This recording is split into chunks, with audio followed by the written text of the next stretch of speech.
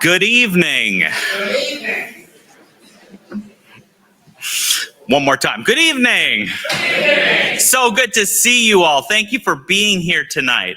What a nice turnout. My name's Chris Malinsky. I'm the Janet L. Nolan Director of Curatorial and Educational Affairs at the Jule. And it's my pleasure to welcome you tonight for our conversation with the artist, Rachel Libeskind.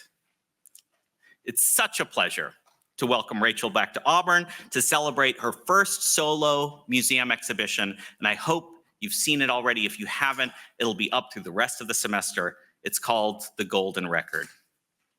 Rachel was born in Milan and raised in Berlin, studied at Harvard University before embarking on her career as a multidisciplinary artist, working across collage, which you'll see a lot of in the exhibition, installation, video, and performance. Her work is presented in exhibitions, installations, and performances internationally, including at the Center for Jewish History in New York, Pioneer Works in Brooklyn, ZKM, Center for Art and Media, the Baker Museum, and the Carpenter Center for the Visual Arts at Harvard. Although Rachel's based in Berlin, over the past 2 years, she's been visiting us here in Auburn, working towards this exhibition. And I can only imagine that working with us, working in Alabama, which was a completely new place for you, and responding to the history of this place was an exciting and incredible new challenge. On behalf of the entire museum team, I extend our thanks to Rachel for your enthusiasm, your thoughtfulness, and your generosity in embracing this challenge and working so carefully on this project, which was produced specifically for Auburn. After talking a bit about her practice this evening, Rachel will be joined here on stage by Kathryn Floyd, Associate Professor in the Department of Art and Art History at Auburn. Dr. Floyd is a scholar of modern and contemporary art, and her research explores histories of post-war art in Germany, the history of the German exhibition Documenta, and histories of Dada and Surrealism, among other topics. And I'm so thrilled that Kathryn could be with us today.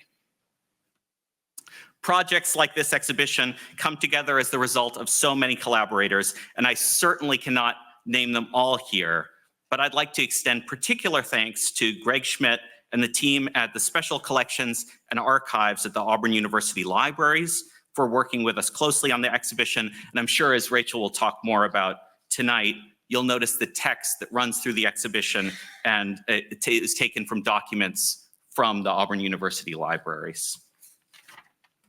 I'm also grateful to our museum donors for their investments to present these and other programs, and to our unit leadership, President Christopher B. Roberts. Now, please join me in welcoming Rachel Libeskind.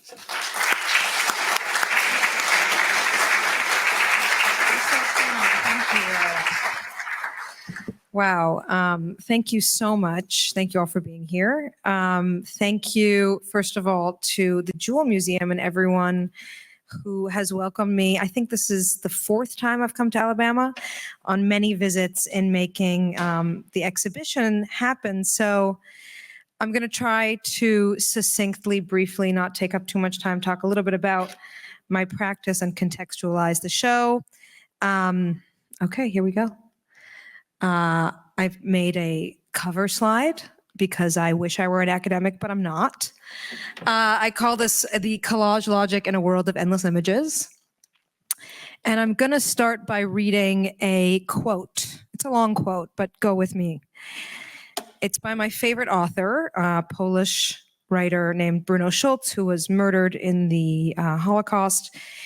And he wrote this. He says, "I do not know just how in childhood we arrive at certain images of crucial significance to us. They are like filaments in a solution around which the sense of the world crystallizes for us. They are meanings that seem predestined for us, ready and waiting at the very entrance of life. Such images constitute a program, establish our soul's fixed fund of capital, which is allotted to us very early in the form of inklings and half-conscious feelings.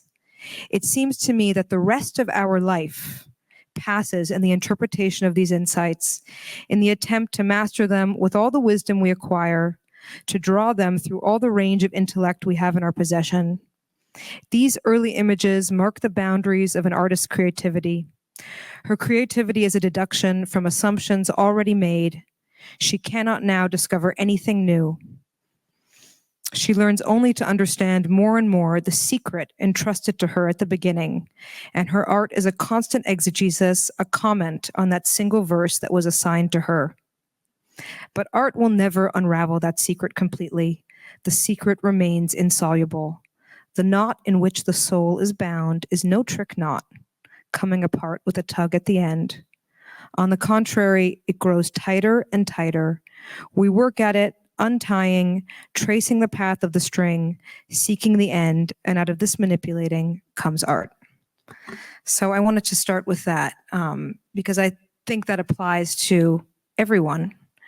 And as someone who works a lot with images, there are images that I always return to, that I find that speak to me almost like omens in the world around me. And it's very seminal to my life as an artist and how I see the world.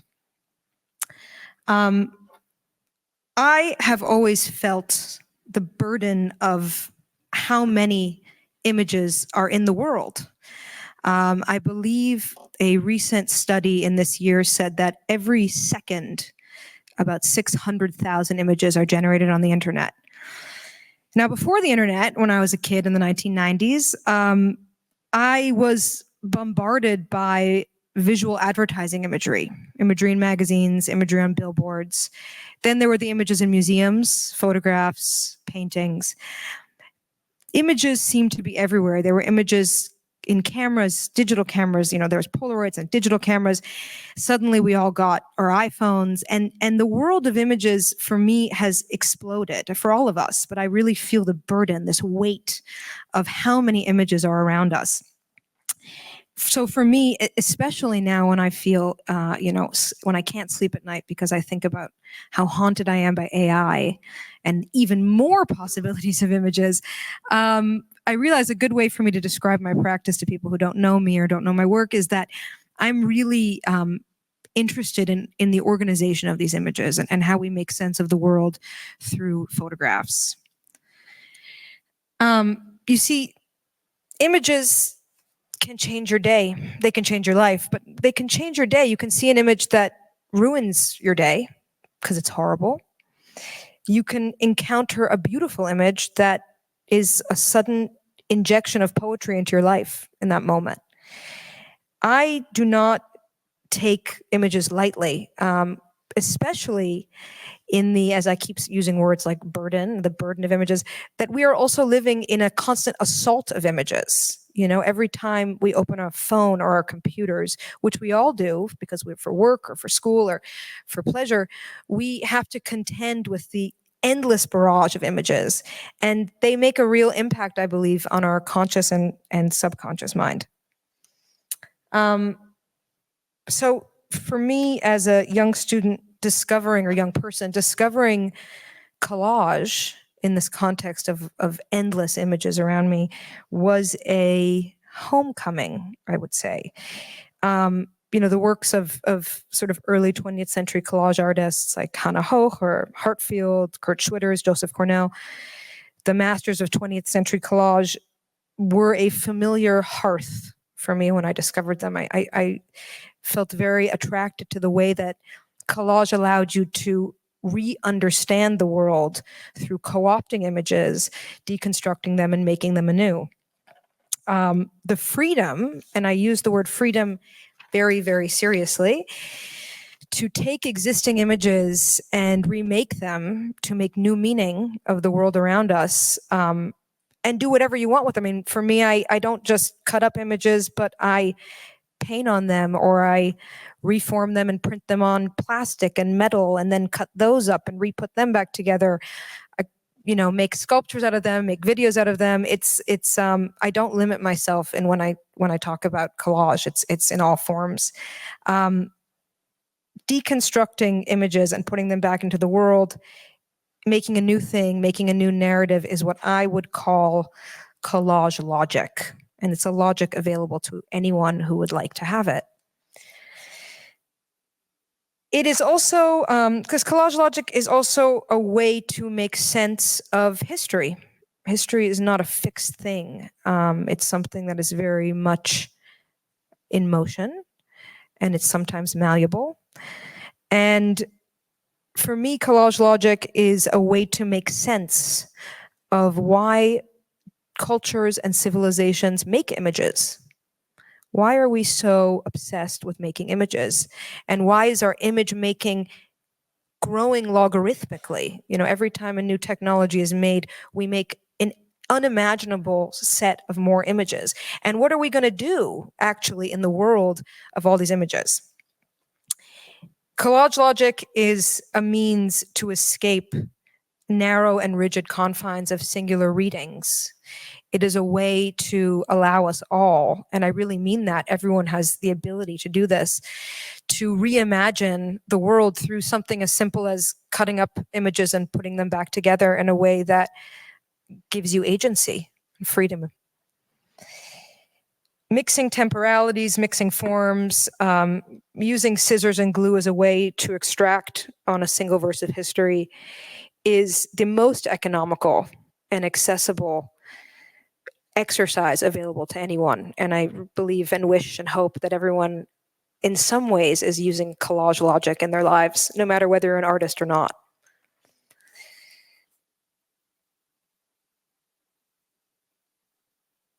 That's just an extra slide I put in there. Sometimes I don't even use glue, I actually just use tape.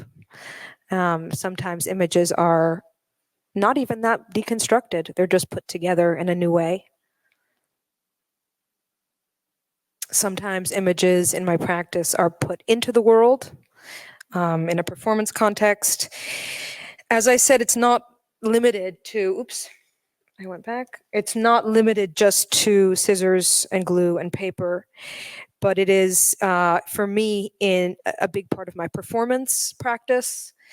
Collage logic is, just put very simply, the quoting of existing reference material, reconstituted in any creative form. I use it in text in this exhibition. I use it in sculpture in this exhibition. I use it in performance. I use it in video. It is my way of looking at the world and understanding the world.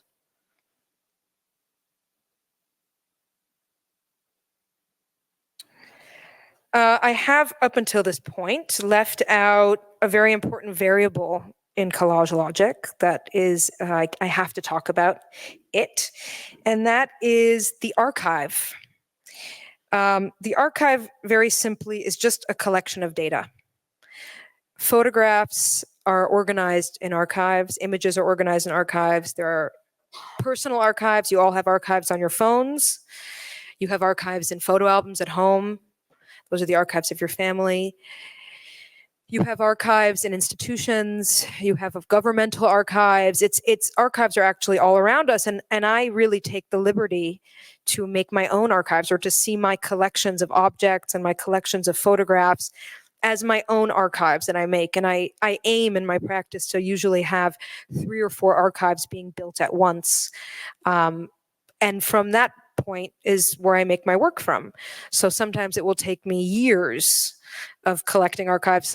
This is a picture of a work in progress, for example, of East German miniature novelty books. They're about this big. I collect them in Germany, and they're communist souvenir items, which is funny because I never knew communists had souvenirs. But, you know, the archive is not limited only to photographs. It's obviously objects as well. And the beautiful thing about the archive is you decide, I decide. You know, we all have agency to make our own archives. So I get a great sense of pleasure. It's also a somewhat, let's say, compulsive need I have to create different archives all the time. And that's, for me, always the starting point of any work is, where is my archive? Is the archive ready? Has the archive been amassed enough for me to now make something out of it?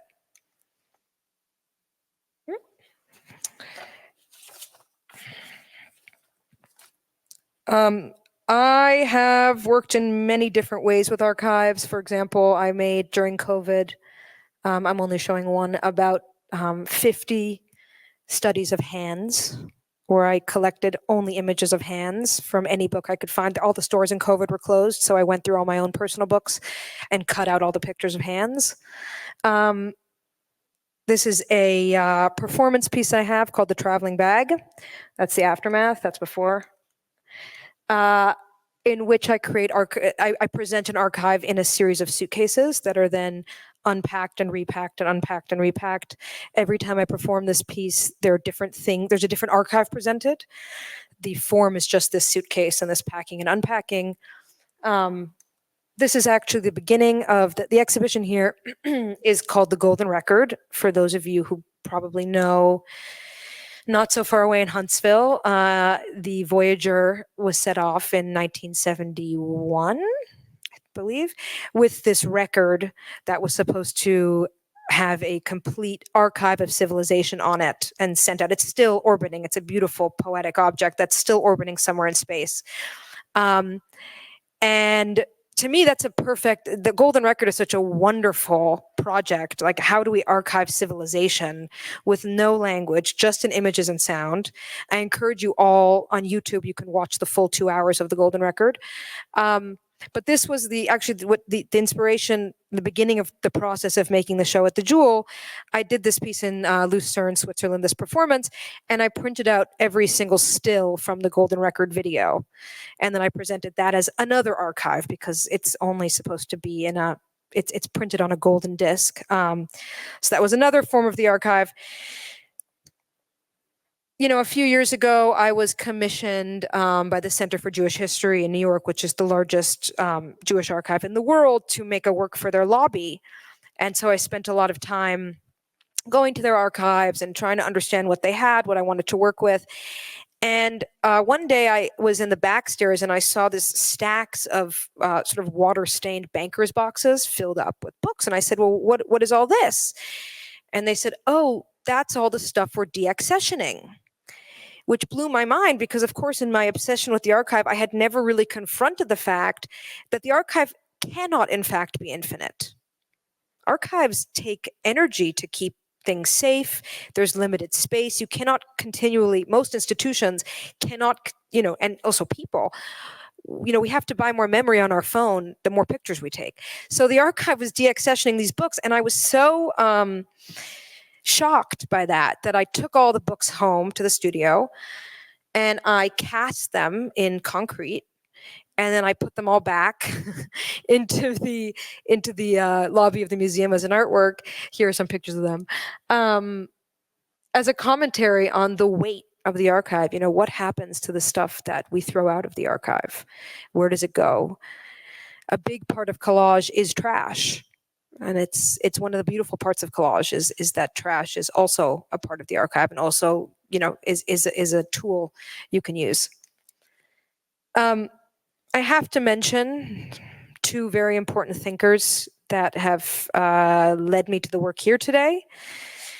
The first is a cultural scientist, he was referred to in his time, named Aby Warburg. That's him on the left.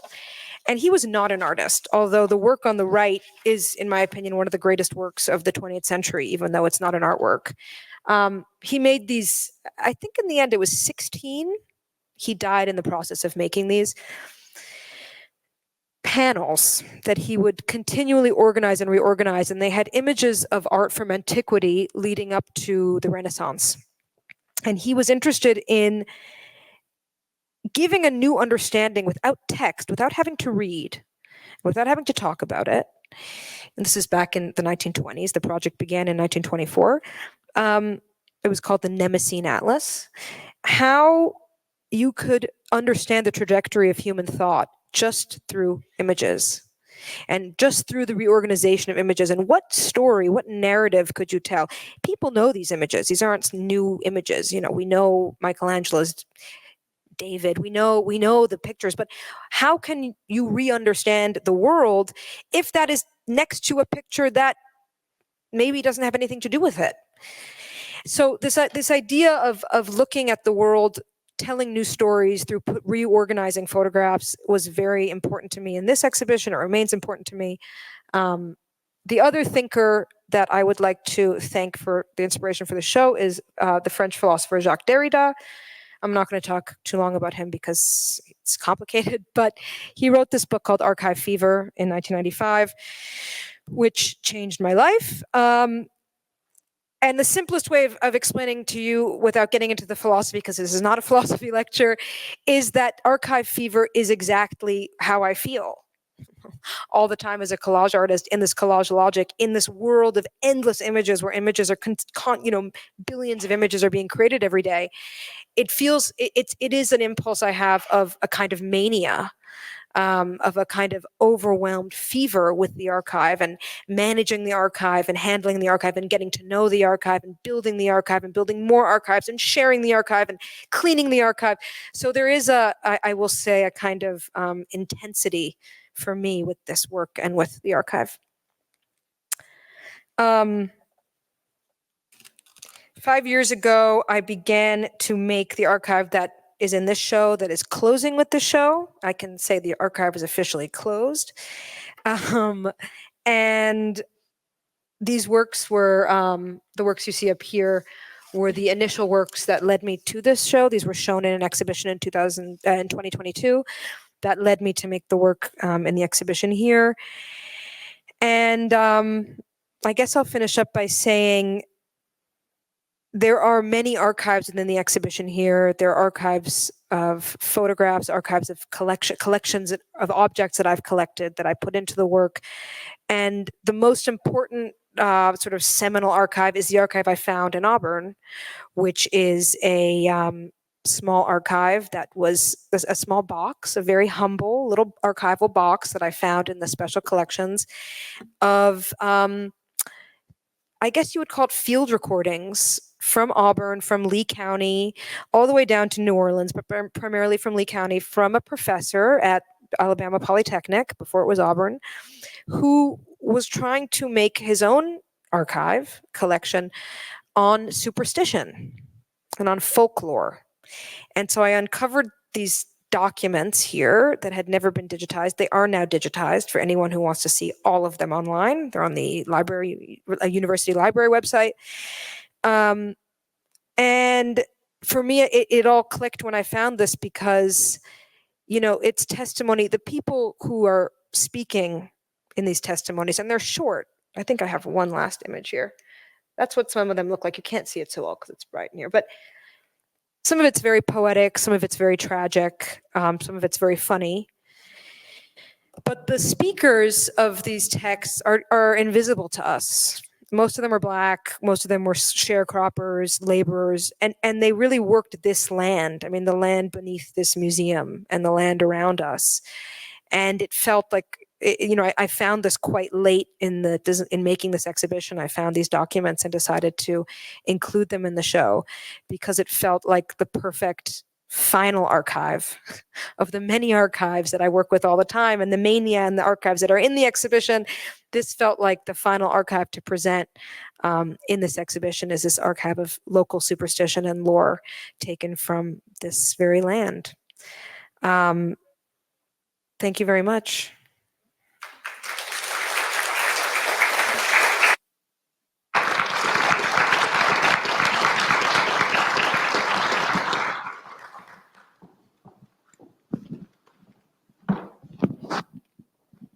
See. Can everybody hear me? Yes, great. Thank you so much, Rachel. That was really wonderful. Thanks. And it's a testament to good art and an interesting artist that I don't really exactly know where to begin here. There's so many threads to follow, which is really wonderful. So maybe I'll start here and ask you a little bit about something that maybe we could call collage or archive magic. Yes. A lot of collage artists work, with a design first, and then they go out and find things. But then there's the artist that, as one artist I really like says, let's chance put things in your way. That's right. And you get to pick them up or That's right. not. And that magic, I know you mentioned superstition and mystery. what about that aspect of the archive besides the organization, the part Totally. that's out of your control? Oh, I think the beautiful thing about where I feel that there is such beautiful serendipity. And that's what I mean when I talk about the world of images. Like, we encounter these images. I started with that quote by saying there are these images that come to us and that are waiting for us and that we see over and over again. And definitely I feel, especially with things like encountering things like this, that there were echoes in these documents, of echoes of images I had already made for this show. So I do think there's magic. I think there's serendipity. That's what I like about collage. A painter has an image in mind and wants to make that image. Collage is not like that. Collage is made in the process through serendipity. And so much of collage logic and my work is about whatever I encounter. And suddenly it's like, well, I have to use these documents and I have to put them in the show. They arrived in my lap and they have to be in the world. Yeah, that's great. Your original quote at the beginning from Schultz about childhood images also recalled for me my parents with the Carl Sagan books in the 70s, and the images, not just the images that are on the golden record, but the image that I think is the front of the plaque with the couple and the man with waving, they're naked, kind of like classical sculptures. Yeah. And it's such a hopeful idea to put some message out into the cosmos, and you don't know where it's going and you don't know how someone else is going to pick it up. And I'm wondering if you could talk a little bit about what it means as an artist to put these really complex and open-ended works out into the world, and not knowing how the audience is going to pick up your different threads. Well, I think any artist, and that extends to musicians and theater makers and dancers and photographers. I think any artist has to suspend control of meaning once the work leaves your studio and goes into the world, because that's what art is not for. Art is really not for the artist. It's really just for the viewer, I think.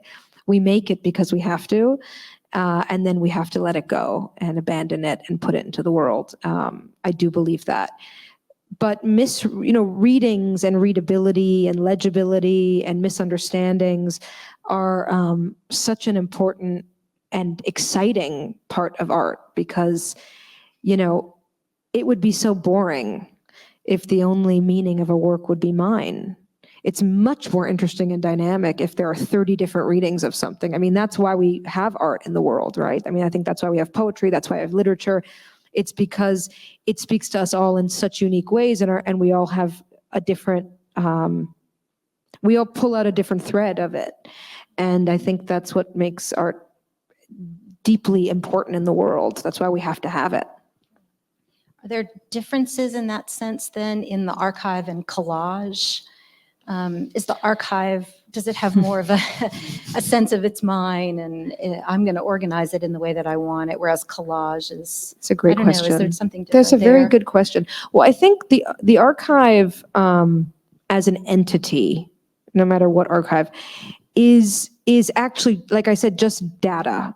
And we can take a lot of weight. We can take a lot of weight by observing data, right?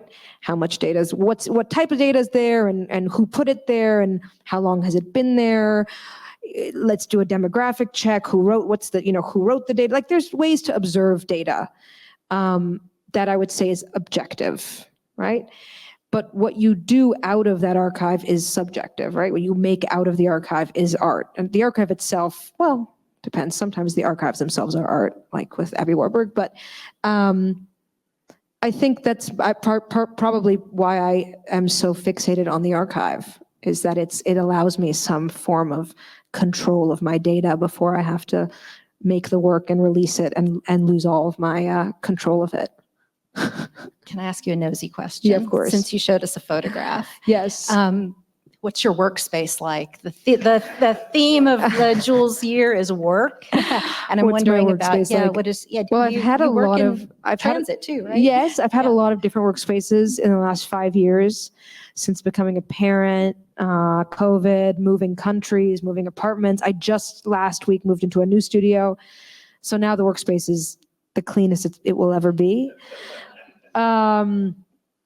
The workspace is filled with what a lot of people would think is garbage.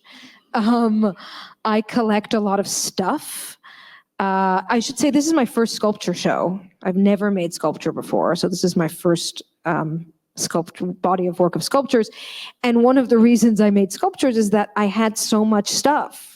I mean, I've been collecting stuff and all types of stuff, and I collect stuff, I collect books, I collect all this stuff, and it at some point encroaches upon like the work, like the paintings and the drawings and the stuff that needs to go to the gallery and get sold, and it becomes like a problem that I have so much stuff in the studio. So actually, it was very practical. I was like, I'm going to make sculptures and I'm going to use the stuff. I have this archive now I made for years of collecting garbage, and I'm going to put them into sculptures. So my workspace, it's funny you asked that because it's very present in all of the duality of things I'm talking about. There's a dialectic relationship for me between wanting to be messy and free, and then also not, because I don't want to destroy the stuff, right? Like I have got really serious paraphernalia, things I collect that I don't want to splatter paint on. So I'm always in a very intense personal conflict and tension between keeping things organized. And I always think about Kandinsky, the painter, who famously painted in a suit. And if you ever look at photographs of him, like his suit is perfect. And then you have, Rauschenberg or Picasso or any of the other great, and they're splattered and covered in paint. So I always think like I'd like to be right in the midpoint between those two types of male artists. Since you raised the specter of male artists and art history, this is an art historian's question, but how do you mentioned the burden of images. How do you grapple with being a contemporary artist, especially when working in Berlin, where collage is such a key medium? How do you grapple with the burden of art history as a contemporary artist? Or do you just leave it behind, or do you try to navigate that in some way? It's a very big question that I will one day write a book on. No, I'm just kidding. To be totally frank with you, I actually try not to think about it.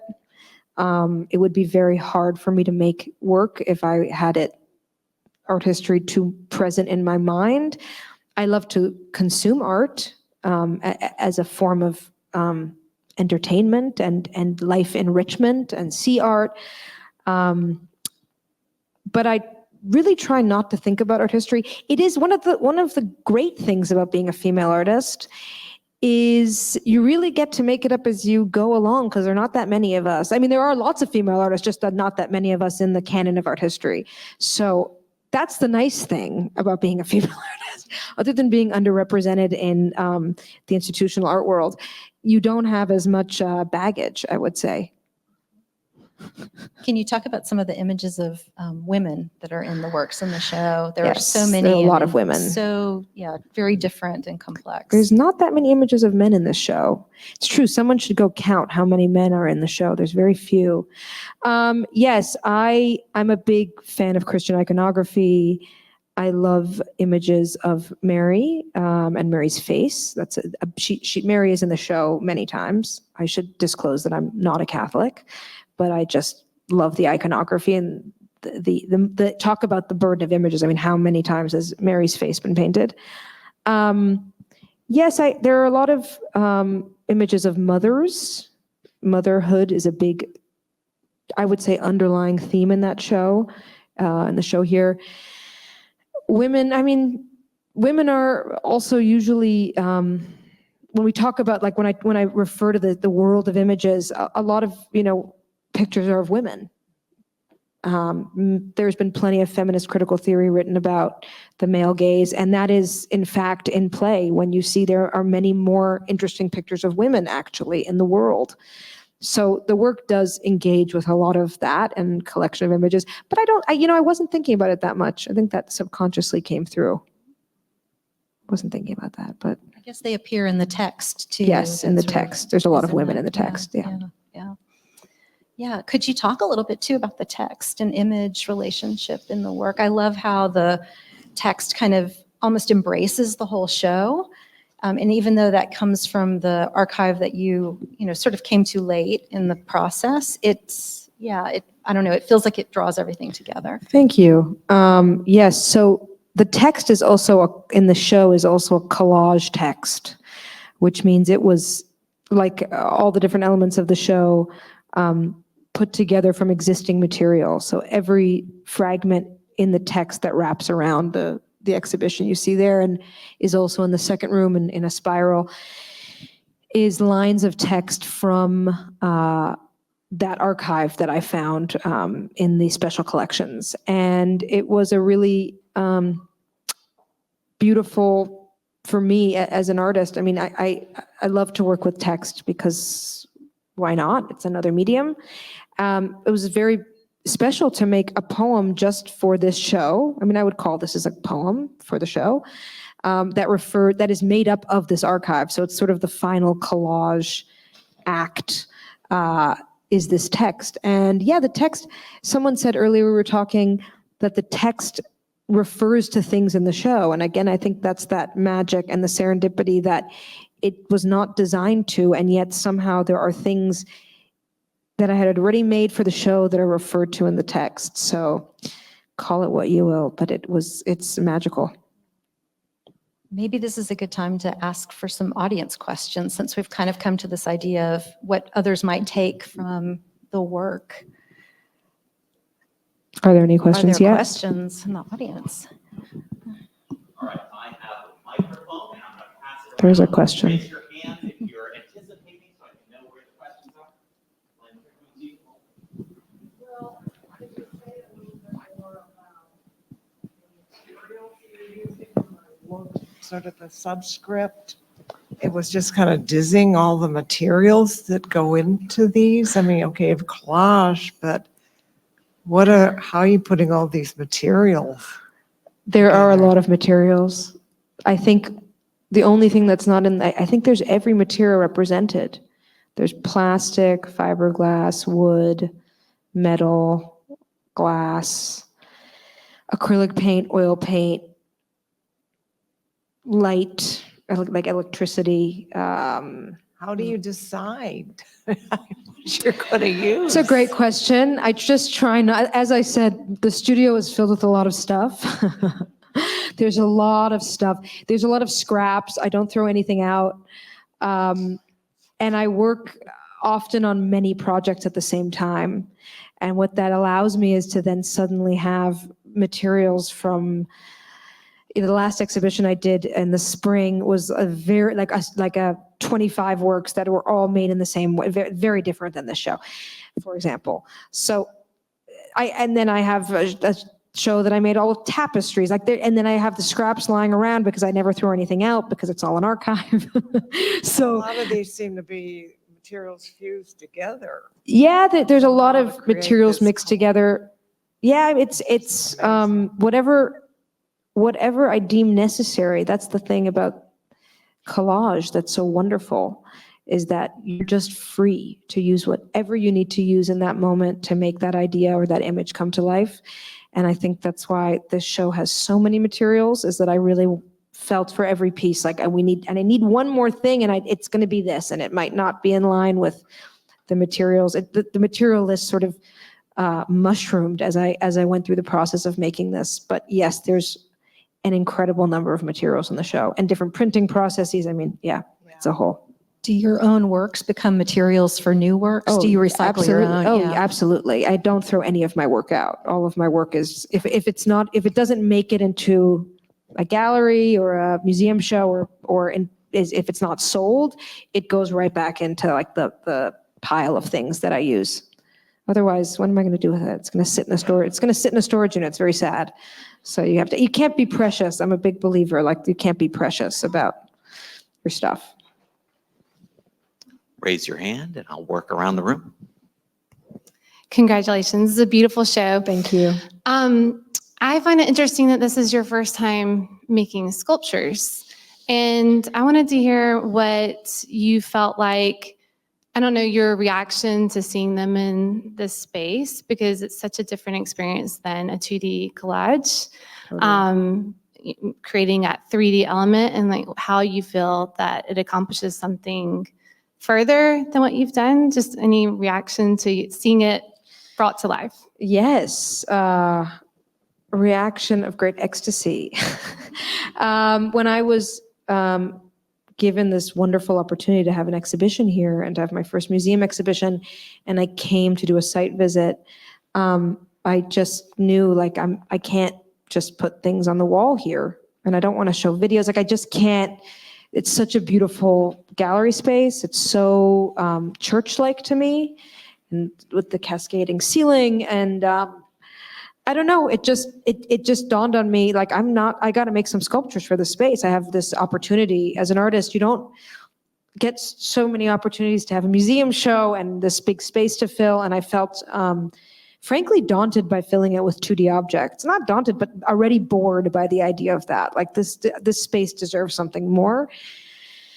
I think I had been dancing around the idea of making sculptures for a long time. I've made a lot of installations, which are sculptural, right? Like I use space a lot, but I had never really made proper sculptures that weren't ephemeral. Like I had made a maze once out of hay bales, right? Like I've worked with space before. Not the first time I've made 3D things, but not as proper art objects. So it's very exciting. I feel very lucky. I really have to thank the museum so much. They're so supportive and gave me so much freedom creatively in this process. But it's filling space is a complex thing. And now that it's all done, of course, I'd like to start over and redo the whole thing again and do it perfectly. But it's always like that in life. You only understand what you're doing at the end. But it's very exciting, and it's especially for me to take objects which are collaged, and they're really they began really as 2D objects, and to be able to have sort of escorted them into a new form as 3D objects was very exciting. Thank you for your question. All right, I have one question down here, just so I know. Questions over here in the future, maybe? All right. With respect to the first paragraph that you read and your mania for archives, and you described your exposure to collage early, I'd like to know if you have always had an obsession with images since you could remember. Did the collage come first, or did the images come first? No, that's a great question. I don't know. My parents are here. No, I have to thank my parents because they did. I was raised in a world of images. I mean, we went. I was dragged to just about every museum and gallery, and my parents, bless you, were very strict about no television. And I spent a lot of time looking things up in encyclopedias and reading maps, and the pre-internet world for kids was a very analog world filled with images, and because they were not reproducible, because they were in a book, they had this different weight. And no, I think collage came after. I can remember books that I read as a very young kid where like certain images really, and I think we all can, right? Like there's certain images from books that really affect you and imprint and stay with you, and you keep thinking about them. And even today when I open like D'Aulaire's books of Greek myths, like I could redraw every page, right? Like there are certain things that find you and mean a lot to you. But I think for me, the discovery of collage felt so natural. Like it was really a homecoming. I felt at a very young age when I started seeing collage and understanding what it was in a museum context, I was like, oh, of course, this is what you should do. Of course, this is what we all should do with images. It felt very instinctive to me that that's, as humans, how we should handle making new images actually out of existing ones. I hope that answers your question. Great. I have one question over here, and then I have one in the middle. Thank you, Rachel. It's a great show. Thank you. I wanted to ask about the role of identity in your work, particularly with regard to collage and to archives. It seems to me that it really hovers above the beautiful Bruno Schulz quote that you started us with, that in a sense he suggests that the work of the artist is the work of constituting not only collective history, social history, but particularly the history of the self, your own identity. And what do you think about sort of this very painstaking work of cutting and pasting, and as one in which in somehow either you find yourself or form yourself? You talked a lot about freedom and free agency, and the reciprocity between subjectivity and objectivity, but I didn't really hear much about identity. And what do you think about this work as partly your way of finding yourself and forming yourself? Totally. It's a great question. I don't have a straight answer for it. I think the work of an artist is them. I mean, when the work, it's very hard to separate the artist from the work. And we try in all sorts of different ways in our culture to do that and not to do that. And I think that's a big cultural conversation, especially now. I am less and less interested in pulling out my own identity as a sort of singular topic in my work, because I think it limits access to the work, if that makes sense. Of course, there are parts of my identity, and who I am is why I make my work.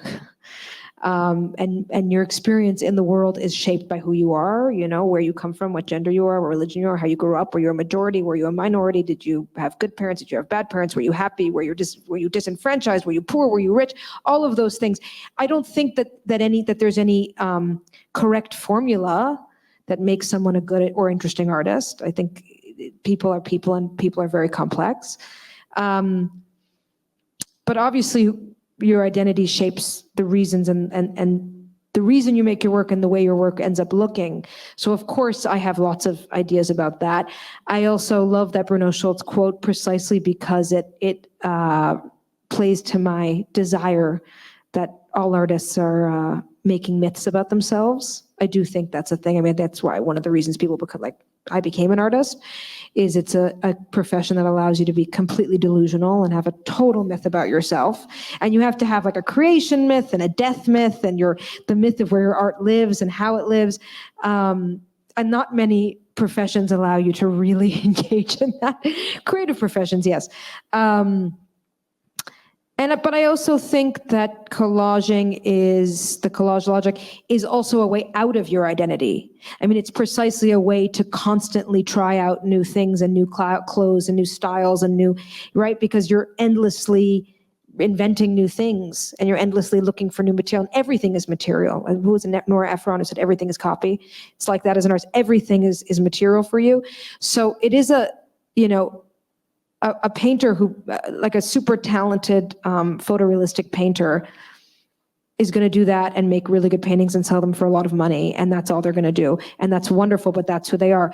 I feel very free in the collage work because I can reinvent myself in a delusional way whenever I want, and that's a wonderful thing. I mean, that's why I think I have that. That's why that's the form I use, also to get away from myself. Do you also sort of reinvent yourself across your different practices, performance, collage, sculpture, or are you the same artist in all those forms? I would say I have the same irreverence for myself and for the art. I try to maintain irreverence because I try not to take myself too seriously. It's very easy to take yourself seriously as an artist, and it's a terrible, terrible thing. So I try to maintain a playful irreverence with everything I do. But yeah, I'm the same person. My performances are very, well, I don't know. That's a good question. Try to play around with it. I don't know. I'm an enigma. I'm just kidding. I'm just joking. But that's your myth. That's my myth. My myth is that I'm an enigma. Yeah. The reality is that I'm absolutely transparent, and I'll tell you just about anything you want to know about myself. But the different forms I found, I just really need to have different forms to work in. I feel very confined. If I just had to do one thing, I would be very unhappy. I think you had a question. Hey, yes. So I had a little bit of a question, like for a sense of like suggesting to like a future artist or like, especially with people my age, like, creating artwork. And then what would you suggest to them, like when trying to preserve images or something that's like, oh, I found this on the internet, let me archive that because that might be soon gone. Or like, how my mother would say, hey, use your computer as only for school, and then don't let the images pile up to where you can't work on it anymore. So like, I guess in that sense, to put in a what one sentence question would be is like, what would you suggest to the future artists of how to preserve or how to keep images All right. safe in an archive? It's a great question because it's something I deal with every day. Get yourself a hard drive. Invest in one of those weatherproof hard drives. They're about $100. That's your best friend.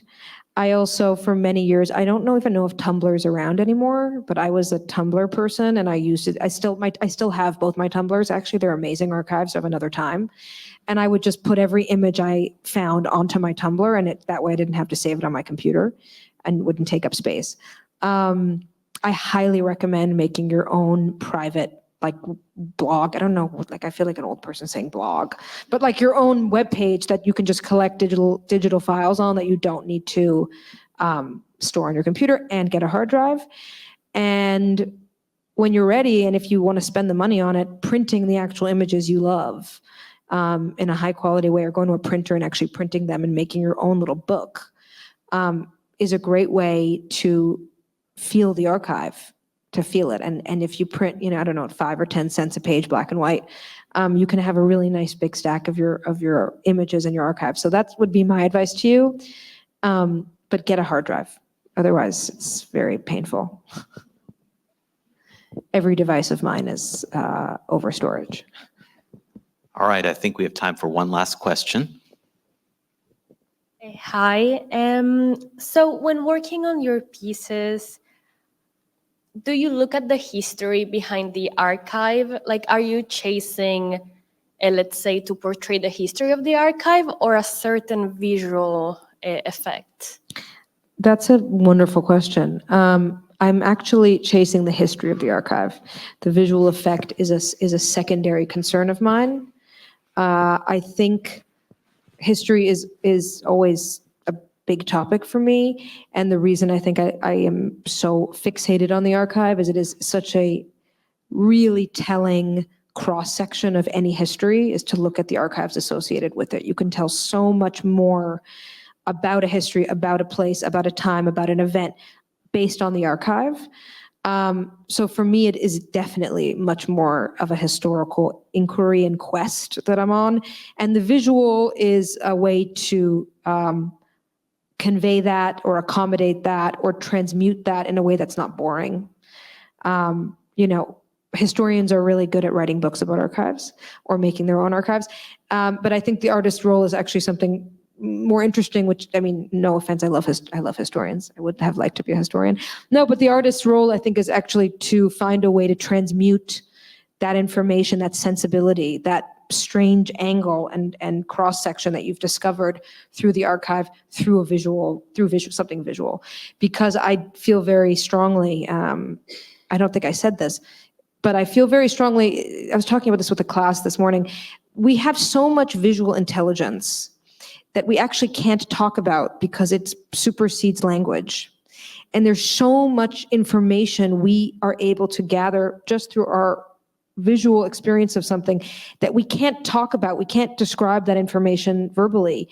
But all of us have it. And depending on where you come from and what you look at and how what your life perspective is, that intelligence is different. It's not less or more, it's just different. So I try to use that implicit visual intelligence in trying to convey some history. Thanks for the question. I think that's a great place to leave it. Thank you both for being here. Thank you all for being here tonight. Thank you, Kathryn. Dr. Floyd.